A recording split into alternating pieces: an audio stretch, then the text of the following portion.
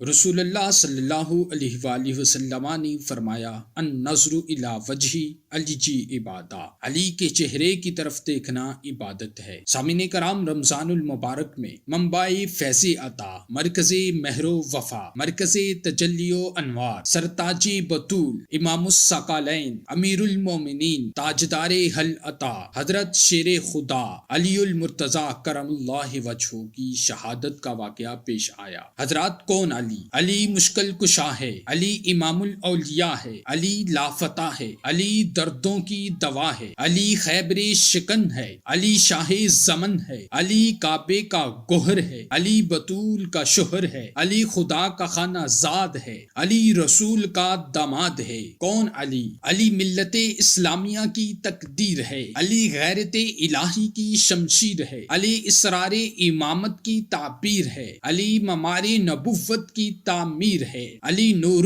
علی نور کی تنویر ہے، علی نظام مصطفیٰ کی ہو بہو تصویر ہے۔ حضور سید دو عالم صلی اللہ علیہ وآلہ وسلم نے ارشاد فرمایا، انا مدینۃ العلم وعلی بابھا، میں علم کا شہر ہوں اور علی اس کا دروازہ ہے۔ وذکر علی جن عبادہ، اور علی کا ذکر عبادت۔ کون علی زوج بطول ہے، علی کا دوست خدا کا مقبول ہے، علی گلشن محمد کا باغباں ہے، علی کی محبت روح اسلام اور جان ایمان ہے، علی اسلام کی آن بان ہے، علی ناطق قرآن ہے، علی اولیاء کا سلطان ہے، علی صداقت کا نشان ہے، علی اولیاء کا امام ہے، علی جان اسلام ہے، ہر ولی علی کا غلام ہے، علی کا احترام محمد کا احترام ہے، علی نفس خیر الانام ہے، علی کی محبت معرفت کا جام ہے، عقلوں سے بالا علی کا مقام ہے، علی کی زیارت خدا کی عبادت ہے، علی کی محبت نبی کی محبت ہے، علی کی محبت خدا کی محبت ہے، خدا کی محبت رستہ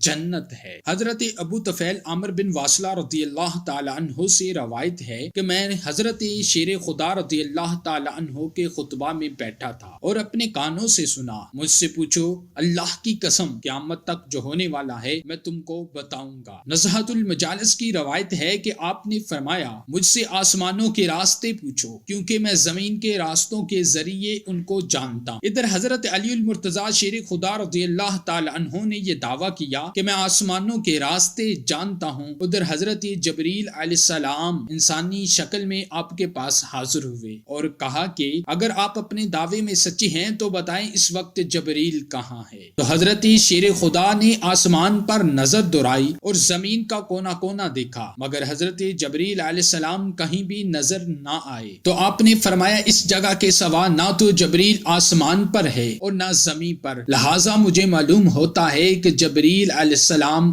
آپ ہی ہیں۔ حضرت علی المرتضی شیر خدا رضی اللہ تعالی عنہ کی ایک بہت بڑی کرامت تھی کہ آپ جب سواری پر سوار ہونے لگتے، ایک رکاب پر پاؤں رکھتے، دوسری پہ رکھنے سے پہلے پورے قرآن کی تلاوت کر لیتے تھے۔ حضرت علی المرتضی سے کسی نے پوچھا، یا علی، آپ اتنی جلدی قرآن کی تلاوت کیسے کر لیتے ہیں؟ کیونکہ قرآن کی 7 منازل ہیں، اس کی 6666 آیات ہیں، اس کی 114 سورتیں ہیں، آپ اتنی جلدی قرآن کی تلاوت کیسے کر لیتے ہیں؟ تو آپ نے فرمایا، سوال کرنے والے سن لے، جس وقت تو قرآن کی تلاوت کرتا ہے تو فقط تیری زبان قرآن پڑھتی ہے، لیکن جس وقت علی قرآن کی تلاوت کرتا ہے تو علی کا لولو قرآن کی تلاوت کرتا ہے۔ میدان کربلا کی طرف اگر ہم دیکھیں، مولا علی کے بیٹے امام حسین کا جسم میدان کربلا میں ہے، سر نیزے پر ہے، نیزہ خولی کے ہاتھ میں ہے، اس وقت بھی حسین کا سر قرآن کی تلاوت کر رہا ہے۔ حضرات، جس کا